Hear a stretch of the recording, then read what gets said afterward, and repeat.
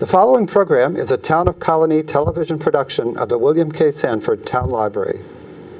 It goes all my life's a circle, sunrise and sundown. The moon rolls through the nighttime till the daybreak comes around. And all my life's a circle, I can't tell you why. Seasons spinning round again, the years keep rolling by. Good evening, I'm Joe Doolittle, and this is Story by Story. Sharing the human experience. Good morning, I'm Kate Dudding. And together we are the co-hosts of what we hope will be an hour of interesting conversation and shared learning about the art of storytelling and some significantly involved people in the art here in our own community. Mm-hmm. We're going to celebrate a 10th anniversary, as a matter of fact, a little later on. Mm-hmm. But, you know, stories are interesting because everybody tells them, even though we don't always describe ourselves as storytellers, right? Mm-hmm. And let me tell you what happened on my drive here. There we go. Yeah. Or let me tell you about trying to find my glasses before I could get in my car. Yeah. So there's a lot of stories around there. But really, story is the oldest form of educational effort and probably of entertainment, because those are the two things that seem to get woven together in a good story. Mm-hmm.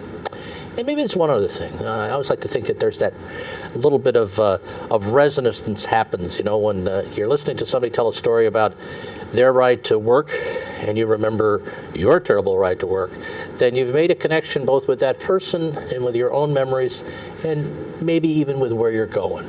Mm-hmm, mm-hmm. And sometimes their stories may remind you of a story that you've completely forgotten. That's true. I don't know how old you are, but the older I've gotten, the more stories I've lost touch with, lost very my delicately connection. said. Very delicately said. And that's true. And that's actually what happens. You know, when you're listening to a story, sometimes it will trigger something that's buried deep in the memory. Or it can also reframe a memory that you always had, but never really saw it in quite the same way. That I have a story about my mother's hands, and I told it once. I was remembering her after she died, and remembering things she did with her hands, and then I realized I have her hands. And when I shared that insight in the story, somebody came up to me and said, I never knew I had I never realized I had my father's hands. Mm-hmm. And that was such a joy to me, that my insight in my own little world helped someone else in theirs. Mm. And what Kate just did is share the power of story as a enhancer or a precipitator of memories, and that's really helpful in the way you go through both your life and perhaps your relationships with people, particularly with family. Although this is pretty technical, and I want you to know, or we want you to know, that there are a group of people in the area, the Capital District Story Circle, and our cousins at the Interfaith Story Circle, who are really involved in understanding how stories get created and told and appreciated, and you can find out more about it at websites that will give you the names of and various material, but it's Story Circle at proctors.org and the Interfaith Story Circle.org. /Tri-City. Okay, well. And Children at the Well. And we're coming to that. .org. And how stories draw people together. That's true. Because in ways, they are the heart of community. Wouldn't you say? Mm-hmm. Well, you know, we were going to do we usually do a little background about things that have happened in storytelling. And there's a lot going on in storytelling at this time of year. And it would almost be like a staccato little list of all these wonderful things at the Irish American Museum and at Proctor's and at all these places where storytelling is going on. But check those websites, because there's a lot of good things happening. And maybe we'll introduce our 10th anniversary guest. Exactly, because 10 years represents a huge body of work. And so we're very happy to have you here to celebrate that. And here is Paula Weiss, who's the director of Children at the Well, Yes. and her lead storyteller coach. Is that fair enough, Allison? I'm an assistant. Okay, well, it's Allison, and I'll mess up the hyphen if I don't look. Lerman-Gluck. There you go. Paula and Allison, it is just remarkable. When I think about the work that you and your other coaches and volunteers and the kids have done, I sigh in just joy because it's been such a wonderful experience to observe or be part of. And Thank you, Joe. really, and as I remember, the kernel of this idea was you and your daughter going to an interfaith story circle meeting and kind of realizing that she was the only kid there? Well, that was, you could call it a kernel. A kernel. Another kernel of ours happened when Kate mentioned, by the way, National Storytelling Network is having an award contest, the Brimstone. And we had, some of us from the Interfaith Story Circle had been interested in starting a youth program, even before Ada came on the scene. But we thought, well, let's do it. Let's see if we can get our ideas together. We wrote it up, submitted it, and we won the Brimstone. So that's where our story began. And the Brimstone is an award given by the National Storytelling Network, which is the National Association of Storytellers. And they only give out 1 or 2 a year, I think. That year, I think there were 2. There were 2. Yes. And right here, your efforts, your little kernels came together and got that award, which gave you the funding to really be creative. Well, to start, yes. Yes. Start. Yeah. Yes, I mean, $5,000 is a nice start. Yeah. Yes. Yeah. Yes. We made it stretch. Yes. Then we had to figure out the rest. Yes. Yes. That's the hard part of the 10-year part of things. And you guys were talking about the uses of stories as seasoned adults. And with Children at the Well, we help the kids find stories that they want to tell for their own purposes, and they are many, to connect them with their traditions, the religious traditions, cultural traditions, their community, to help them understand more about that, to help them find their voice as individuals, and to help them figure out what's really important to them and what they want to say through the stories. So that's a different approach. Now, Paula, take us through who the kids are and kind of how they find themselves or how you find them and engage them in the storytelling. And then, because the kind of thing you're talking about requires a little bit of reflection and some mentoring. So you've got storytellers that are doing that kind of stuff. But just give us the balance between the kids and who they are and the mentors. We try to find kids from all areas in the capital region. And we've tried many different ways, and we'll try more next year. But they represent all of the major religious communities in a way.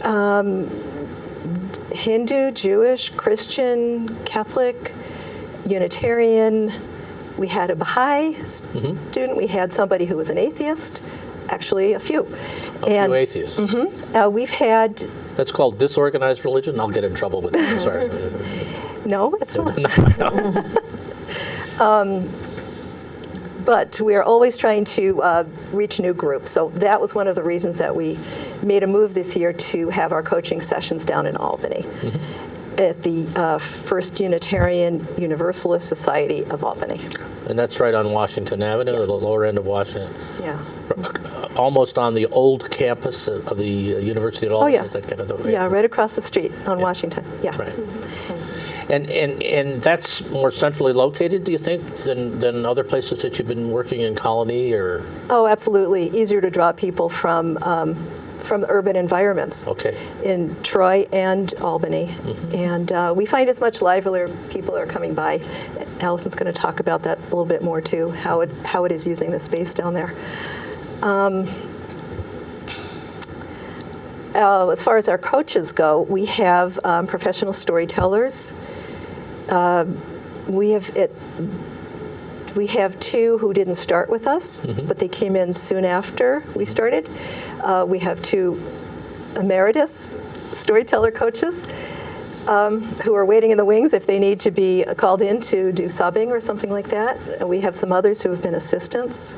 So we've reached a number of storytellers, and through them, the greater storytelling community.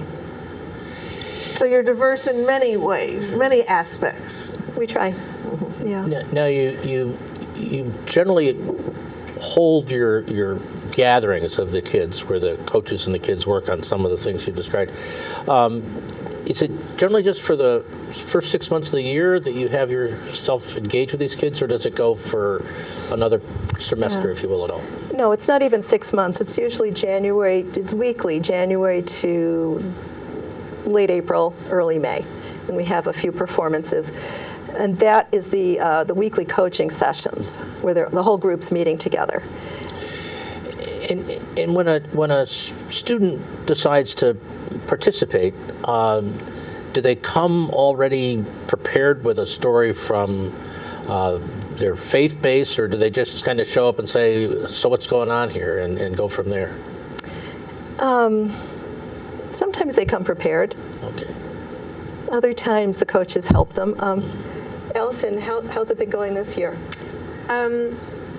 With students who have been participants of the program for a number of years, they sometimes know to come prepared with a story, but we have a lot of first and second years this year, and for them it's been a process of figuring out how to find a story, whether it's from their own cultural history, from a book, from a friend, whatever it is. There are lots of different ways to find stories from their own imaginations.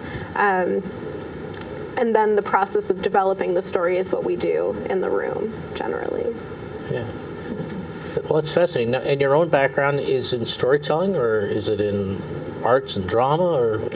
My personal background is in theater. Okay. I'm a theater educator, but I think storytelling is a big part of that. A lot of what I do has to do with working with young people and young women, creating new works of theater. So it's basically all storytelling. And I like to talk about, at Children at the Well, I like to talk with the young people about the act of listening as a large part of why we tell stories as well.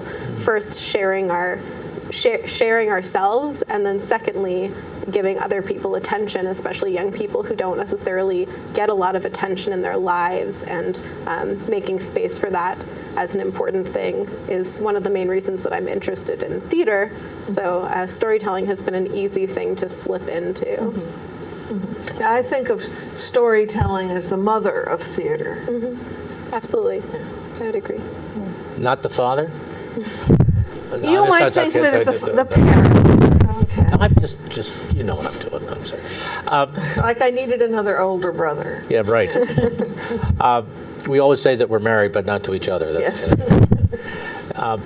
When you think back to the 10 years, and you've made a significant move of base camp, and you've got a little more staff. When did Children at the Well begin to feel like it was its own personality, its own thing? It was going to go on from wherever it had started. Because there was a time when you must have felt that this was a little bit risky, and then there was a time where you're a little bit more comfortable with it. Do you remember that? Maybe you're not comfortable with it at all. Maybe that's a fair. Maybe that's It feels less risky, a little less risky now, or at the very, I don't know, at the very beginning, our idea was, well, we have a group of 15 or 20 kids. I don't remember exactly how many. And we thought, well, next year we'll find another group. But half of that original group came back. Yeah. They liked it. And they liked each other. That's Yeah. Yeah. So I think from that moment on, I don't think I was alone either, felt like we've got something here. Right. And this is going to keep going. Yeah. We're not sure exactly how, but we're going to keep moving with it. Yeah, that's interesting. It's kind of like the repeat business, if you will. If you want to be a retailer, you have that customer coming in the second time, and what I noticed just in the performances, you mentioned the couple of showcases that you have every year. that you could see how the young people got more aware of themselves as really as people as opposed to just storytellers. Confidence, expression, being able to integrate that story of, if you will, my Jewish heritage or my Catholic heritage with who they were becoming. Because you could actually see this other presence that might have been there, but was certainly more visible at this time. So, I want to do one thing, because we are about storytelling. And there's one, what I would call, priceless story that has come out of Children at the Well. And it actually was told and lived by Kate and I, but Kate took it to the national level. Because in a storytelling slam at the national conference, Kate Dudding told this story about your kids standing up and telling stories in an adult gathering and describing the impact of your program. And it's a great story. And would you please tell it? And did you mention I won the Story Slam? You know, I slipped that part. I keep leaving that part out. Yes.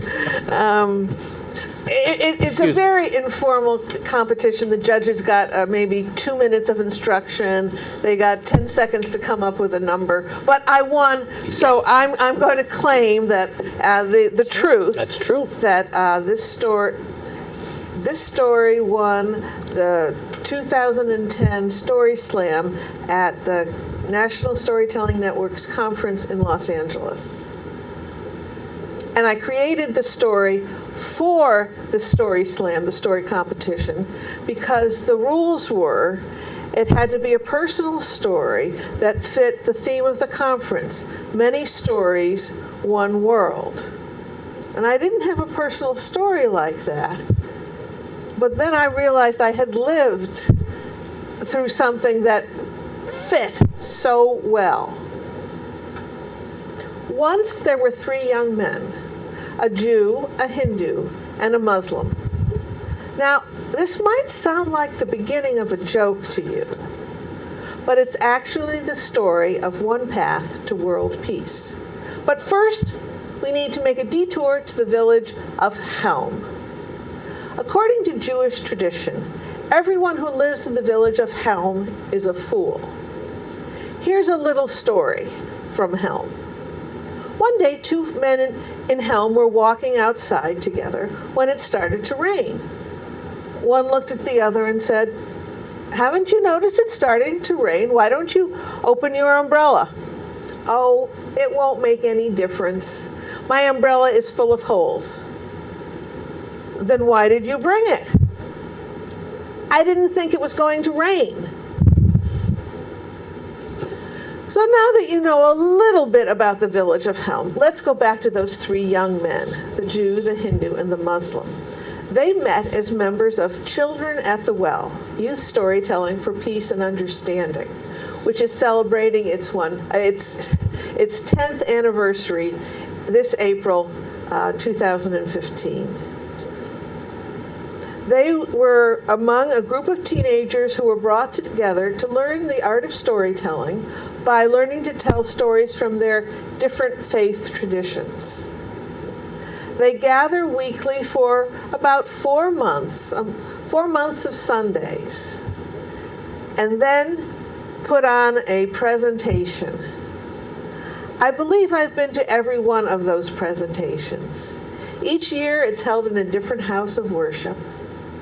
When you enter, you see people bringing in trays of food that look and smell wonderful for the potluck supper afterwards, vegetarian to accommodate everyone's dietary needs. And then it's colorful watching the people come in. The Hindu women are wearing beautifully colored saris, and which makes this look, well, almost dull. The Muslim women usually have head coverings that coordinate with their outfits. Then the storytelling starts. One year, Ben told a story, as he usually does, from the village of Helm. Then Ritham, the Hindu young man, told a story from his tradition. Again, a comedic story. These two young men are brilliant mimics and use that talent to bring their stories to life. Now, Kalafala, the Muslim young man, usually has a somewhat solemn expression on his face. But when he smiles, his whole face lights up. That year, he's told a story of his personal journey from graduating from his Islamic school in the 8th grade and becoming a 9th grader in a public high school. That year, he learned a lot about that community, and they learned about him and his Islamic community. What would I like more than the stories or the food is watching these kids together. Before and after the program, they just glom together and chatter away. And after the program, do you notice I forgot that part, but I stuck it in there? And they said, "Yeah, you did good."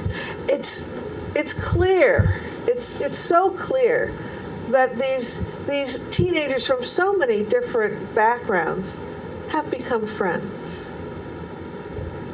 Now, one year, there was a separate gathering of storytellers. The New York State Storytellers had a one-day meeting, and those 3 young men were there. Near the end of the day, we gathered for a story swap, where we sit in a circle, and one person tells a story, and then someone says, "Oh, I'd like to follow that one." But during this swap, as often happens, there was a pause after a story. No one was volunteering to tell the next one. So the facilitator, my friend Joe, turned to the 3 young men and said, "Do one of you have a story?" And Ritham, the Hindu young man, turned to Ben, the Jewish young man, and said, "Ben, tell them a story from Helm." Kalafala, the Muslim young man, smiled and said, "Yes, tell them a story from Helm." So Ben did, and we all laughed. I remember thinking 2 things that afternoon, right after Ben finished telling. I remember thinking, I wonder how many places in the world today you would see 3 young men from those different faith traditions gathering together as friends and sharing stories. And then I thought, whoever would have guessed that one path to world peace goes straight through the village of Helm. Thank you, Kate. That was just wonderful. And this little attribution of appreciation that I'm doing is one of the cultural elements of the Interfaith Story Circle, because when we're in those meetings, we don't applaud. We rub our hands together and generate a little heat in a different way, because the story has warmed our hearts, as that one did. And that story summarizes a lot of what Children at the Well is all about and what you've accomplished. Yes, it does. And always love hearing it, and I'm looking forward to hearing it in April, too. I'm very honored that you asked me to tell it at the 10th. Because it includes, it's just, it was supposed to be 5 minutes. I'm not sure if today it was exactly 5 minutes, but it just glances over the family part. But I think that's a real important part too. Which was always, as I understand, one of Gert Johnson was the co-mother, the co-mother hen of Children at the Well. I meant to mention Gert in our introduction. It was Gert who started the Interfaith Story Circle more than 20 years ago. Right.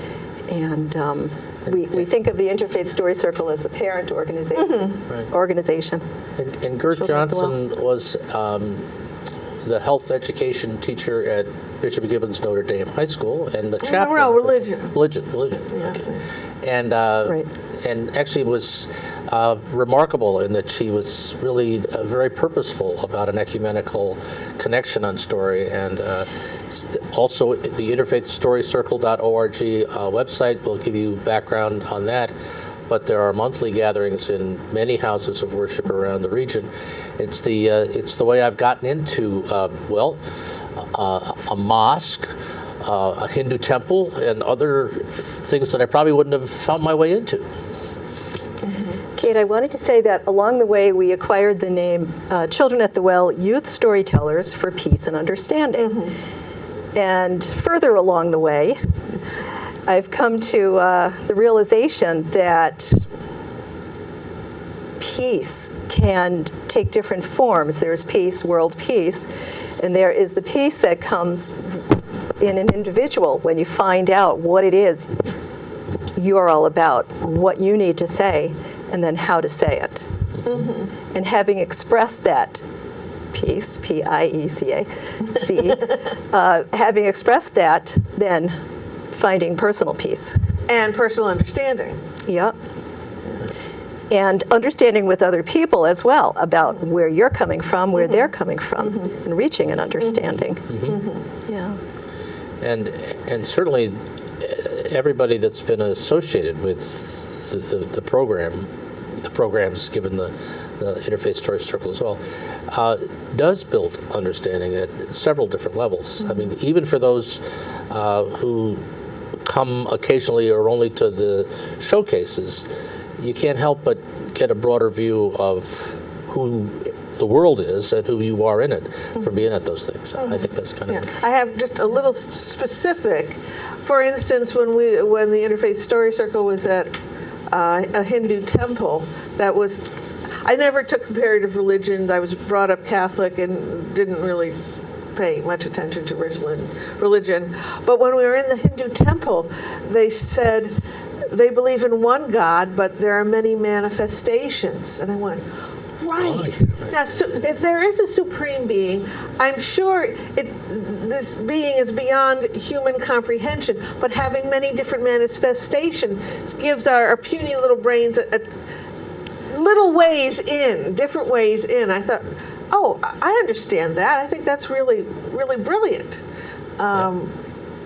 No, you're right. And so, one of them has an elephant's trunk. Well, I'm sure there's a wonderful story behind that. Well, I'm going to do a little bit of segue. I'm going to suggest, Kate, that we do our what's coming up and do that. And then we return really picking up on this theme of peace and finding balance.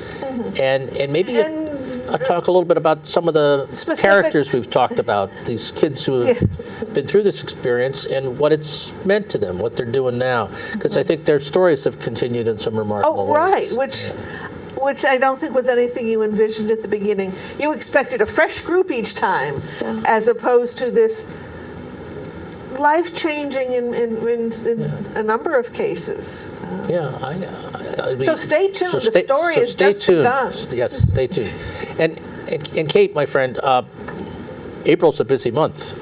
That's true. And, no fooling. Excuse me. Since you opened it up, what's first out of the blocks with our calendar in April? Well, it's something that was going to be in March, but the weather, as you might remember, didn't always cooperate this winter. So on April 7th, Nancy Marie Payne will still be ready to tell stories from one who has kissed the Blarney Stone at First Tuesday's Tales and Stuff in the Stockade in Schenectady at Arthur's Market and Historic Coffee House, 7 to 9, an open mic for storytelling, music, and spoken word, which Joe founded a year ago. And we're going to have Irish soda bread, just like we would have had before St. Patrick's Day, because it's really the Irish program that we're doing in April. Right. So that's what we're going to do. So come for the bread, come for the singing, and come for the story. it's not the bread that was made in March. No. Yes. Okay. And then the next day, see, that's held on the first Tuesday of the month. And then on the second Wednesday of the month, which in April happens to be the next day. So that is a little April Fool. There's a Saratoga Storytelling Open Mic. We alternate between Cafe Lena and Woodlawn Commons which is in the Wesley community on Clement Street, just off the Skidmore campus. You can go to our website, storycircle@proctors.org, and click on open mic and get more information about that. But that's a free event when we hold it at Woodlawn Commons, and they give us cookies and juice. And they give us a really rousing audience of Yes. active listeners, too. It's Right. really fun yes. to tell there. So It's not quite a captive audience, but one of our members, Betty McCanty, lives there and tries to whip people up at dinner time. Don't forget. Then that Friday, on the second Friday of the month, another series that Joe recently started, Shawnee Evenings at the Irish American Heritage Museum on Broadway in Albany. Stories of Spring Green, Fair Winds, and Flowers with Barbara McCarthy and Frank Orsini. Barbara's a native of Ireland, and I could listen to her read the telephone I could book, too. but I think her stories are really more interesting than the telephone book. And Frank accompanies her on the violin, so they have a nice... Well, Frank is also Well- learning and has learned and will play the Irish harp. And for those of you who don't know the Irish American Heritage Museum, it's right across Broadway in downtown Albany from SUNY Plaza, the headquarters of the SUNY. And they have a moving exhibition every 6 weeks or so. And when we're doing that program on the Friday night, they'll be 2 weeks into an art exhibit by the art of Kevin McCrell, who some will know from his singing group, the McCrells, the Irish country singing group. He's a very accomplished artist, and As in painting. as in painting too. and that's- So his art will be up, and later on in the month of March, you'll probably miss it when you're hearing this show, but I'm sure there'll be more than one of his concerts in concert with this exhibit in downtown Albany at the museum. So stay tuned and check for that, because that would be great to have art described by his singing. Then on Sunday, April 12th, we'll have our last wordplay of the season. Each wordplay has hopefully a provocative title. Then we ask our storytellers in Story Circle of the Capital District, do you have a story that you'd like to tell that fits into this topic? This month, unexpected consequences. Unexpected consequences. I bet you can think back into your life and think of many times where there have been unexpected consequences to something that you have done. Ooh. And we have about 9 tellers. I'll be telling Siri Allison, Anne Marie McLaughlin, Bonnie Mayan, the Nieves from Ithaca, Colette Odell, Joe Peck, and Sandy Schumann. Yeah. Great lineup, and that's in the upper gallery above the box office at Proctor's, and it's a great opportunity to also go to the Schenectady Green Market and shop for fresh vegetables or lunch, and join us at 2 o'clock. They also have a wonderful lady who sells alpaca yarn, which there might be some in here, I can't remember. A lot going on at Proctor's. Yes. Right. Then we have our monthly Story Circle meeting of our guild. We alternate between here and a location in Albany, here being the Colonie Town Library. On April 15th, get your taxes done early. Just suck it up and do it, okay? And ready to meet with us at the Honest Way Food Co-op in Albany, their new wonderful building there. They have a community room. We'll have a storytelling roundtable at 6:15, and dealing with some topic of storytelling. And then 7 to 9, we have sharing of stories under development. At both this and the open mic in Saratoga, we request that you tell the story, that you don't read it. That reading is a different thing.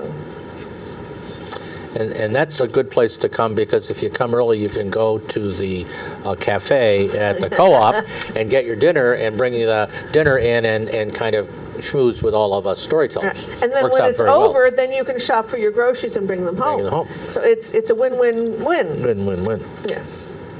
Then down in Saugerties, they have a series on the third Friday of the month at the Inquiring Minds bookstore. And the guest this month is Janine Laverty, who is a teacher of many of the adult storytellers in this area. Then, I will need your help here. I believe on Thursday, April 23rd, 7 to 9, children at the well will lead the Interfaith Story Circle meeting, and its location is? At the FUSA, First Unitarian Universalist Society of Albany, 405 Washington Ave. Aha! Thank you. Yes, I'm the webmaster, and that, I don't know, it slipped past me somehow. And then not quite to finish off the month, but Children at the Well will have its performance at the FUSA, Right. First Unitarian Universalist Society of Albany, 405 Washington Avenue, at 2 p.m. And it's free admission, but I imagine there'll be a free will donation. Oh, donations are always Yeah. cheerfully accepted. Cheerfully accepted. And with a potluck supper afterwards. Right. And that's at 2 o'clock. And if you put your skates on, you can go from there directly to Glen Sanders. Skip the potluck, which because it's wonderful food and wonderful community. Schmoozing, yes. Schmoozing, yes. But you might not want to miss Joe and Jesse Bruchak tell Stories for the Moon of Earth Waking as our 114th Story Sunday at the Glenn Sanders Mansion. And that's in April because it was postponed from a snowstorm in February. Right, yes. So usually we don't have anything in April, but this was the only time they had a place for us in the inn. That's right. So and they were available, so we were occupying the date. But come when you're drawn to it. That's at 5 o'clock. So you can do it if you want to. And Joe and Jesse are quite renowned for their abilities and for their good humor and for actually their own heritage, not unlike some of the other things we've been talking about as Abenaki Indians. Right. We also have on our website stories, mostly from this TV show, over 150 stories now that are available. If you go to storycircle@proctors.org and click on YouTube, you can find links to all of them there. So if TV gets dull, you can go right to the website and be entertained for 5 minutes or 4 hours, depending on how long you want to go. Exactly. And if people go, you went to a storytelling event for adults, somebody was reading a children's book to you and holding up the pictures, you would say, no, it's nothing like that at all. Go to storycircle@proctors.org and click on YouTube, and you can get a flavor of what storytelling is like. But when you're in the audience, when it's live, that's the best part, because the storyteller has the ability to look at people's faces, and when the storyteller sees them going like that, I'm inclined to go, you know what I mean. Or when they all look blank, the storyteller knows, I just said something nobody understood. I better explain whatever that was. That happened to me once when I was telling to third graders a historical story. I said, and then there was the Depression. And I went, they don't know what the Depression is. So I could tell by their blank faces. So to finish that story, I said, just to gain some time, do any of you know what the Depression was? Not expecting an answer. But one little boy, I went, yes? And he said, isn't that when everyone was poor? I said, that's a very good definition. Thank you. Anyways, but a live performance, that's what storytelling is. Allison mentioned there's the story, there's the teller, and there's the listener. And together this magic is created. Theater is wonderful, but in theater, sort of everyone on the stage is pretending to be somebody else. The audience is sort of pretending not to be there, and not active part in it, and they can't make eye contact usually unless it's a solo performance. But storytellers, I'm me. I'm talking, even if I'm telling a story from Helm, or I'm still me. I'm not in a funny costume. There is a sense. You do have a real sense of the time and the change with kids from Children at the Well. Because about 2 weeks ago, I was over at the Friends Society at a program they had on racism that was also co-sponsored with the Interfaith Story Circle. And this young guy came in with a SUNY jacket on, and he had a little light beard on. And he said, "Hi, Mr. Doolittle." I looked at him, and I looked at him again. And then I said, "Hello, Retham," because it took me a minute, because I don't expect this young person that I met when he was probably 13, maybe 12. Maybe came up to your shoulder. And here he is with a beard. You know what I'm saying? And there he was with this big sedge on his face, and it was still Retham, but he was an adult, kind of, And that's kind of what happens to your kids, I'm sure you know what. Yeah. Are we going to Yeah, start I thought- talking Yes, about we're back to you. We do have a few more new things New things. to talk about before. Well, let's we talk have about. Let's about- talk. Which do you think? 17 more minutes, is that right? Yeah. Okay. So New things. New things. Well, one of the very nice new things is that I was invited this year to come out to San Francisco to be part of convening a conference that is part of the Brave New Voices Network.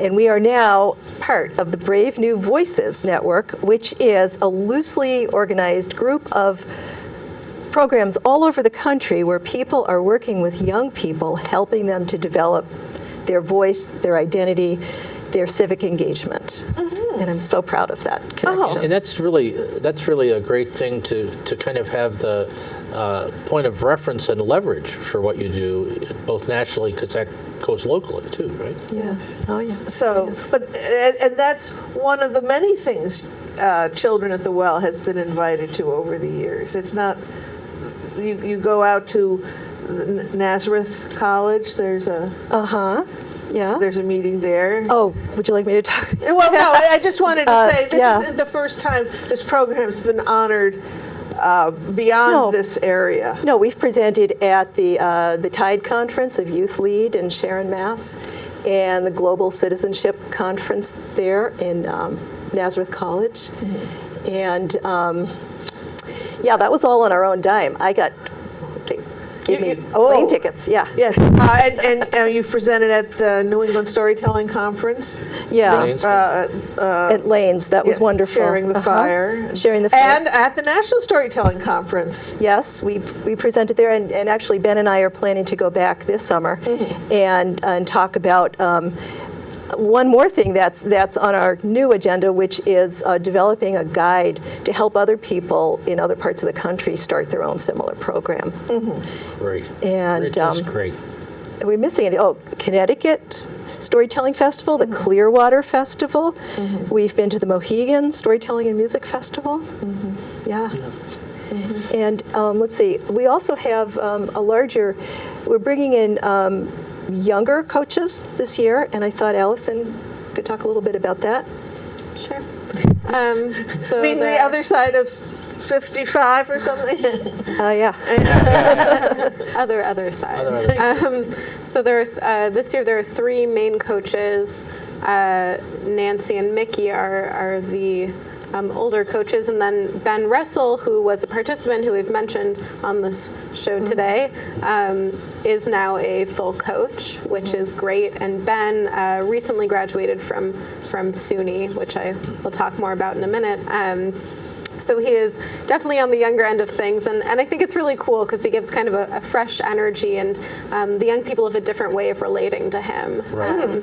That's really interesting. And then there are two assistant coaches, myself and a woman named Danielle, who she works for the Girls and Boys Club in Troy and does a lot with theater and storytelling and sort of along the same lines.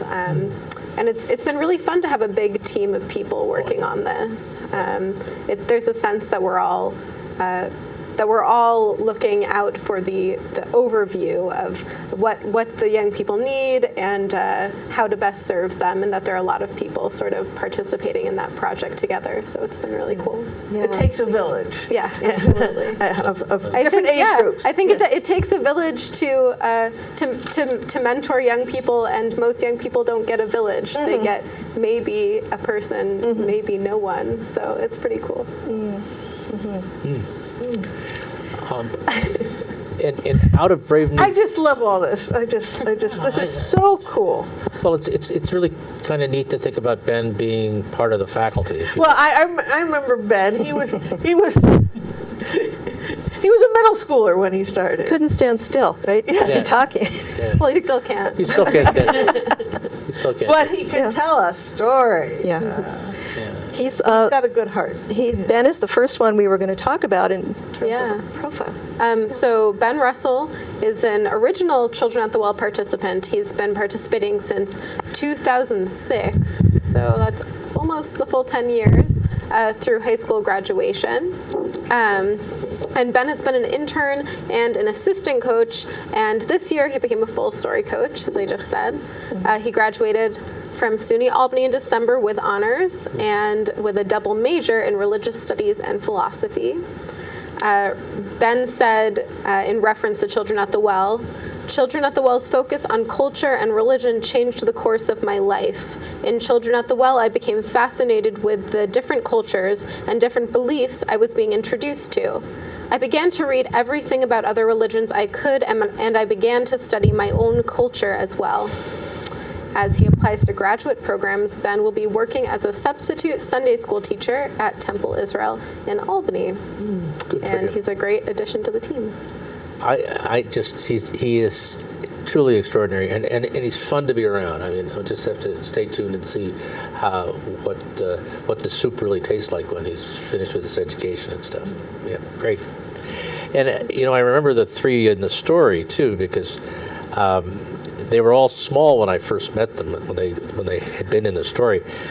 And several years later, I invited them to do a program at my church. And Rethan was telling the story, and I asked him if he knew where he was, and he looked around. He looked, and then he realizes this was the place. And I said, "And you're still here?" He says, "I'm still here, but Ben's not."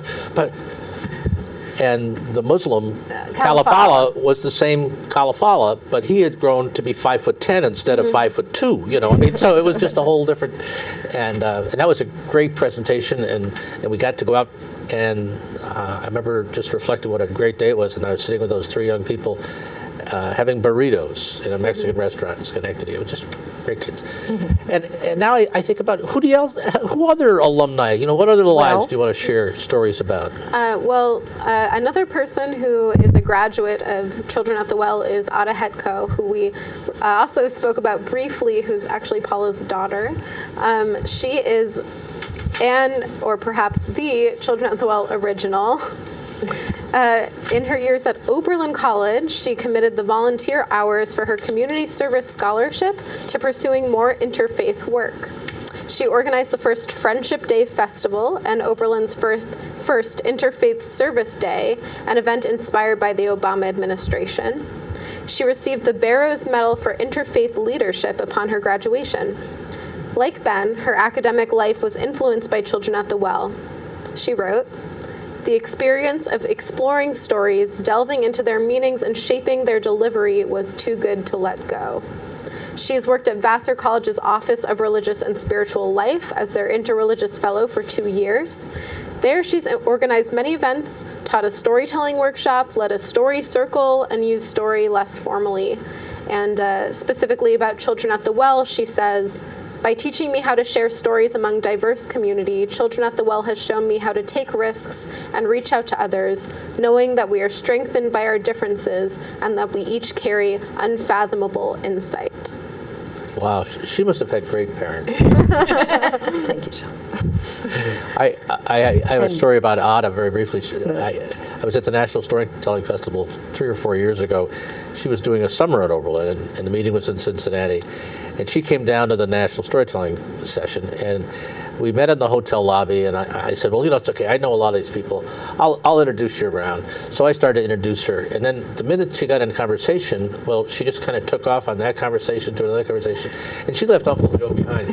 She didn't need anybody to go around and introduce her. She was just going to go and create her own little network, which she did quite well. Yeah, and I think I ran into her at the beginning, and do you need any help? And yeah, I introduced her to somebody, and again, and 3 days later I said, you're doing okay. Thank you both for looking out for her. And then we come to John Lydon. John didn't start the very first year. I think it was the second year. But he ended up making a film connected with Children at the Well. John Lydon graduated from the College of St. Rose last year with a degree in communication with concentration in film and new media. And he says, Children at the Well opened doors for me in many ways. One of those ways was learning to think like a storyteller, which he used and developed to great advantage in making a film about us called Stepping Toward the Lion, which he completed in 2013. The film took first prize in the student category of the Peace on Earth Film Festival in Chicago last March, a year ago. John wrote, the program gave me what I had longed for, friendship, purpose, an understanding of who I am and what my abilities are, and a deep understanding of the concept of humans being basically connected no matter how different our backgrounds are. Yeah. He got quite a bit out of his experience with us. Well, and that's such a remarkable story of someone, I think, who's kind of a deep stream. There's a lot to John, like many of your kids. And I wasn't aware that he was as accomplished a musician as he was, because he was on his way. At one point, I bumped into him in an airport with his father, and he was going to Ireland to play in a piping competition or Really? something. Yeah, just kind of like, by the way, we're going over to Ireland to this competition. And so it's incredible focus for him to kind of pick up on the message of the group and translate it into the story of the Muslim kid being bullied. I mean, it's a good story, and it's in that new media stuff. So I'm in awe of all your kids, because they've been, I think, just wonderful examples of kind of what the next generation is going to be like. So. And the next one? Then we have Kalafala Osman, Kalafala. who, like John, he came to us, I think, the second year. And in college, he became an assistant coach for us. And then his time just got way too busy, and he had to drop it. But he's now a student of political science with a concentration in public law and business at SUNY Albany. He's the president of the UAlbany Muslim Association. He's working to establish the first Muslim fraternity in the Capital Region.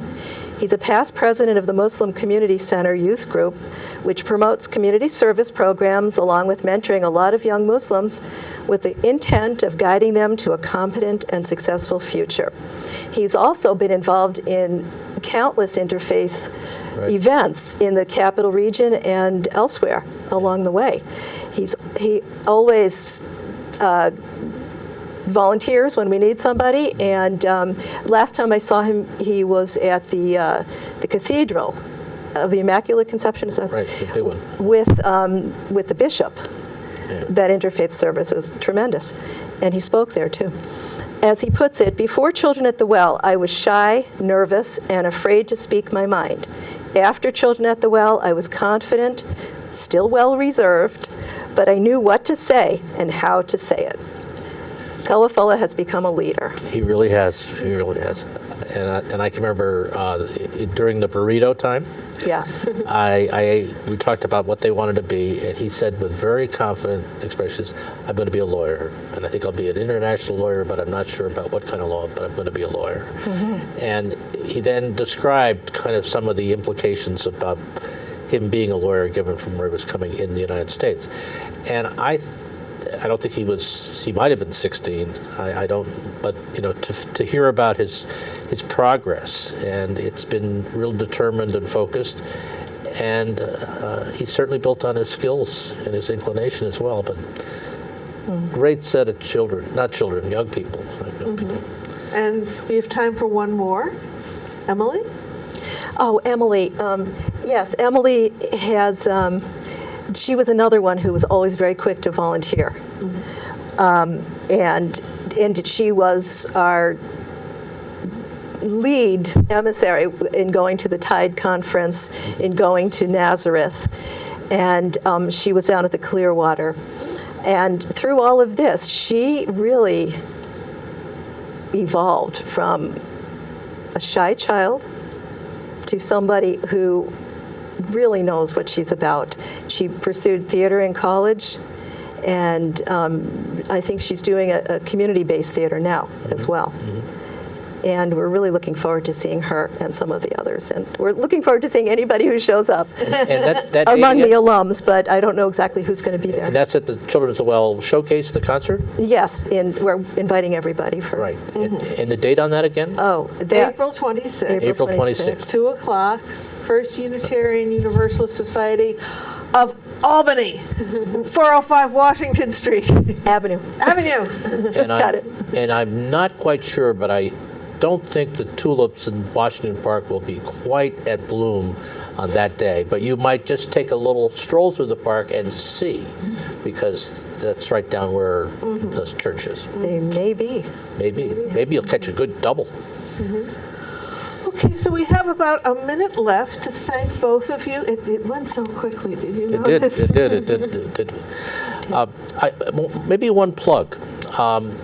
If you're listening out there and have been kind of captured by the idea of Children at the Well and the Interfaith Story Circle, I encourage you to think through your own congregations and whether you have kids who might really thrive on getting involved in the interfaith storytelling world or in Children at the Well.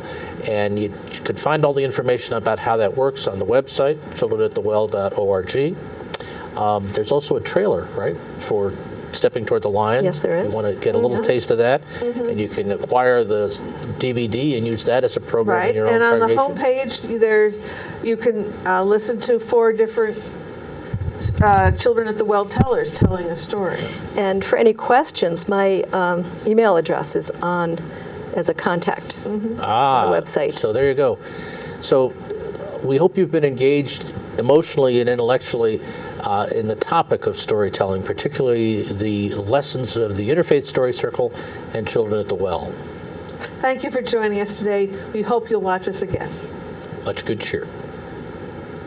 It goes all my life's a circle, sunrise and sundown.